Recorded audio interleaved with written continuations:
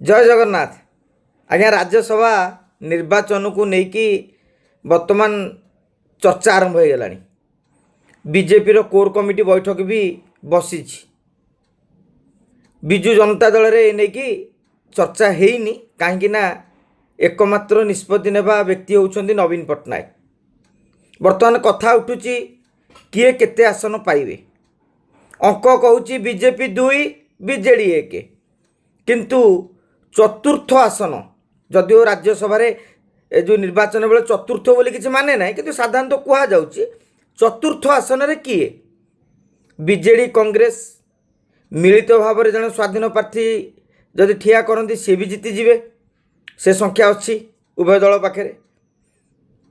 BJD और BJP एमान जदि कौन स्वाधीन प्रार्थी को समर्थन करती से मध्य जीति जीवे एवं जदि बीजेडी कांग्रेस सहित न जाए बा बीजेपी सहित न जाए सम दूरत्व रक्षा करे एवं कांग्रेस गोटे प्रार्थी दिए ताहले बीजेपी मध्य 3टी आसन अनायास नहीं जीवो।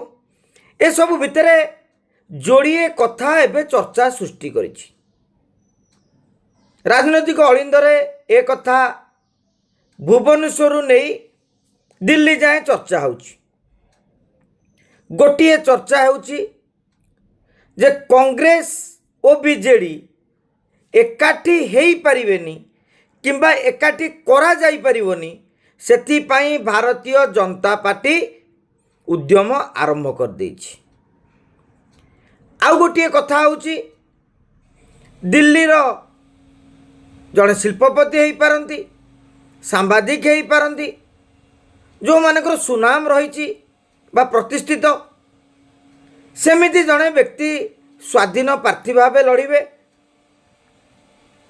जहाँ को भारतीय जनता पार्टी और बीजेडी समर्थन करिवो जहाँफल वार्ता जीव जे बीजेडी बीजेपी एकाठी नुहंती जड़े भल नेता जे किंबा भल शिल्पपति किंबा भल जड़े सांबादिक प्रतिष्ठित व्यक्ति तेणु नवीन बाबू सहित ताकर भी परिचय था से भली जड़े व्यक्ति को ओडिशा राज्यसभा को पठेवाई बीजेडी निष्पत्ति नहीं बीजेपी निष्पत्ति नहीं एक वार्ता दिया दिजाव। किंतु एबे आउ एक चर्चा होउची आउ जदि ता सत हो जाए ताल अति सांघातिक कथा। चर्चाटी होउची जे आगामी राज्यसभा निर्वाचन रे बिजु जनता दल अनुपस्थित रही पारे। आपण कहे अनुपस्थित केमिति ताकर को प्रार्थी देबेनी गोटे प्रार्थी देबे से गोटे प्रार्थी जितेबा पई जो संख्या आवश्यक जो 30 संख्या आवश्यक सेतिकी भोट दे साइला परे माने सेतिकी विधायक को छाड़ी देले बाकी 17-18 जन विधायक से माने मतदान करिवे नहीं। अमित शाह एभली एक रणनीति करुथिबा नै राज्य राजनीति रे एबे चर्चा जोर धरिछि। सेही रणनीति जदि ठीक हुए माने बिजु जनता दल जदि अनुपस्थित रहे ताहले भारतीय जनता पार्टी आराम से प्रथम राउंड भोट रे भी बाजीमात करिवो। आपण को मन भीतर प्रश्न उठे केमिति जनके तो 30 दरकार भारतीय जनता पार्टी पाखे तो 30 नहीं बीजेडी अनुपस्थित रहा असुविधा माने ताहले प्रथम राउंड रे केमिति जितिबे। राज्यसभार संख्या गणित होउची जेतिकी मतदान करिथिबे आमे एबे जो हिसाब करूचे 147 विधायक को आधार रे जोथिपाई कहूचे 30 विधायकर समर्थन आवश्यक जड़े राज्यसभा प्रार्थी जितिबा पाई। किंतु जदि बिजु जनता दलर 17-18 विधायक अनुपस्थित रुहंती सेते बेले 26-27 खंड भोट मात्र दरकार हम प्रथम राउंड रे जितिया पाई माने जड़े राज्यसभा को जीवा पाई 25-26 खंड भोट दरकार हम जदि ता हुए ताहले 26 तारिख 78 बा 27 तारिख 81 जहाँ हिसाब करा जिवो। बीजेपी पाखे निजर 79 स्वाधीन 3 जिते 82 विधायक समर्थन रही ସେତେବେଳେ 26 ତାରିଖ 78 ହେଇପାରିବ, 27 ତାରିଖ 81 ହେଇଯାଇପାରିବ। ମାନେ ପ୍ରଥମ ରାଉଣ୍ଡରେ ହିଁ ଖେଳ ଖତମ। ଯଦି ଭକ୍ତ ବାବୁ ସେହି ସମୟରେ କଂଗ୍ରେସରୁ ଜଣେ ପ୍ରାର୍ଥୀ ଦିଅନ୍ତି ତାର କିଛି ମତଲବ ବି ରହିବନି। କାହିଁକି? ସଂଖ୍ୟା ଗଣିତ ଅନୁସାରେ ବିଜେପି ଓ ବିଜେଡ଼ିର 4 ପ୍ରାର୍ଥୀ ଆରାମରେ ଜିତି ଯାଇଥିବେ। ତେଣୁ ଭକ୍ତ ବାବୁଙ୍କର ପ୍ରାର୍ଥୀ ଏଲିମିନେସନ୍ ରାଉଣ୍ଡରେ କଟିଯିବେ ବା କଂଗ୍ରେସ ପ୍ରାର୍ଥୀ କଟିଯିବେ। ତେଣୁ ଏ ଅଙ୍କ ଗୋଟା ଚାଲିଛି ବିଜୁ ଜନତା ଦଳ ଉପରେ ଅନୁପସ୍ଥିତ ରହିବା ପାଇଁ ଚାପ ସୃଷ୍ଟି କରାଯାଉଛି। ଯାହା ଏବେ ବିଜେଡ଼ି ଅଳିନ୍ଦରେ ଚର୍ଚ୍ଚା, ବିଜେପି ଅଳିନ୍ଦରେ ଚର୍ଚ୍ଚା, ଜାତୀୟ ସ୍ତରରେ ବି ଏମିତି ଚର୍ଚ୍ଚା ହେଉଛି।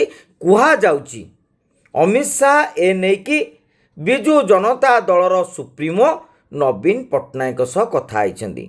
ଆପଣଙ୍କ ମନରେ ପ୍ରଶ୍ନ ଉଠିବ, ଆପଣ କେମିତି ଜାଣିଲେ? ତଳେ କମେଣ୍ଟ ବକ୍ସରେ ବି ଲେଖିବେ। ଆଜ୍ଞା କେହି କାହା ଫୋନ୍ ଜଗିକି ବସନ୍ତିନି ଅମିତ ଶାହ ଘରେ କାହାକୁ କଥା ହେଉଛନ୍ତି ନା ନବୀନ ପଟ୍ଟନାୟକ ପାଖରେ କେହି କଥା ହେଉଛନ୍ତି। କାହିଁକି ନା ଆମେ ତାଙ୍କର ପିଏସ୍ଓ ନୁହଁ ବା ପିଏସ୍ ବି ନୁହଁ। କିନ୍ତୁ ରାଜନୀତିରେ ଅନେକ ଅଙ୍କ ଅନେକ ଆକଳନକୁ ଗୁରୁତ୍ୱ ଦିଆଯାଇଥାଏ। ଯେତେବେଳେ ବିଜୁ ଜନତା ଦଳ ନିଷ୍ପତ୍ତି ନେବ ଗୋଟିଏ ଆସନ ପରେ ଅନୁପସ୍ଥିତ ରହୁଛି ନା ନାହିଁ, ଗୋଟିଏ ପ୍ରାର୍ଥୀ ଦେଇ ସ୍ୱାଧୀନ ପ୍ରାର୍ଥୀକୁ ଜିତେଇବା ପାଇଁ କଂଗ୍ରେସ ସହିତ କିମ୍ବା ଅନ୍ୟ କୌଣସି ନେତାଙ୍କ ଜରିଆରେ ଉଦ୍ୟମ କରାଯାଉଛି କି ନାହିଁ, ନା ପୂର୍ବରୁ ଯେଭଳି ଭାବରେ ଅଶ୍ୱିନୀ ବୈଷ୍ଣବ ରାଜ୍ୟସଭାକୁ ଯାଇଥିଲେ ବିଜୁ ଜନତା ଦଳର ସହଯୋଗରେ, ସେମିତି ଜଣେ ବିଜେପି ପ୍ରାର୍ଥୀ ମଧ୍ୟ ଦେଲେ ବିଜେଡ଼ି ବି ତାଙ୍କୁ ସମର୍ଥନ କରିପାରେ। କିନ୍ତୁ ଏବେ ବିଜେଡ଼ି ଏତେ ବିଜେପିକୁ ସମର୍ଥନ କରିବ, ରାଜ୍ୟ ରାଜନୀତିରେ ଗୋଟିଏ ଭୁଲ ବାର୍ତ୍ତା ଯିବ। ସେଇ ବାର୍ତ୍ତାଟି ହେଉଛି ପଞ୍ଚାୟତ ନିର୍ବାଚନ ଆଗକୁ, ଏବେ ତ ଏନ୍ଏସି ନିର୍ବାଚନ ହେବ, ତାପରେ ତ ପୌର ନିର୍ବାଚନ ଅଛି। କର୍ମୀଙ୍କ ମଧ୍ୟରେ ଯଦି ଧାରଣା ରହିଯାଏ ଭାରତୀୟ ଜନତା ପାର୍ଟି ବିଜୁ ଜନତା ଦଳ ଭିତରେ ଏଭଳି ସମ୍ପର୍କ ରହିଛି ଯାହା ପଦାକୁ ସ୍ପଷ୍ଟ ହେଇଛି, ତାହେଲେ କଂଗ୍ରେସ ହିଁ ମାଇଲେଜ ନେବ। ଆପଣମାନେ ଜାଣିଥିବେ ନା ଭାରତୀୟ ଜନତା ପାର୍ଟିର କର୍ମୀ ନା ବିଜୁ ଜନତା ଦଳର କର୍ମୀ କେହି ବି ମେଣ୍ଟ ସପକ୍ଷରେ ନାହାନ୍ତି। 2024 ନିର୍ବାଚନ ବେଳେ ଯେତେବେଳେ ଉଦ୍ୟମ ଆରମ୍ଭ ହୋଇଥିଲା ଏହା ବି ପ୍ରମାଣିତ ହୋଇସାରିଛି। ଏବେ ଦେଖିବା ନବୀନ ବାବୁ କି ରଣନୀତି କରୁଛନ୍ତି। ଯଦି ଅନୁପସ୍ଥିତ ରୁହନ୍ତି ତେବେ ଏହା ଶାହାଙ୍କର ଚାପ ବୋଲି ସ୍ପଷ୍ଟ ହୋଇଯିବ। କିନ୍ତୁ ଏକଥା ଆମେ କହିପାରିବା ବିଜୁ ଜନତା ଦଳ କଂଗ୍ରେସ ରାଜନୈତିକ ମେଣ୍ଟର ଆବଶ୍ୟକତା ନାହିଁ। କୂଟନୀତିକ ମେଣ୍ଟ କଲେ ଭାରତୀୟ ଜନତା ପାର୍ଟିକୁ 3ଟି ଆସନ ପାଇବାରୁ ଅଟକା ଯାଇପାରିବ। ଏ ବିକଳ୍ପ ଅଛି। ଆମେ ଦେଖୁଛେ, ଆପଣ ଦେଖୁଛନ୍ତି। ଆଉ ନବୀନ ବାବୁ ବିଜେଡ଼ି ଯଦି ନ ଦେଖିଲା ଭଳି ଅଭିନୟ କରନ୍ତି ତାହେଲେ ଗୋଟିଏ ପଦରେ କହିବା ଲୁଚିଛି ନା ଗୋଡ଼ ଦୁଇଟି ଦିଶୁଛି। ଜୟ ଜଗନ୍ନାଥ।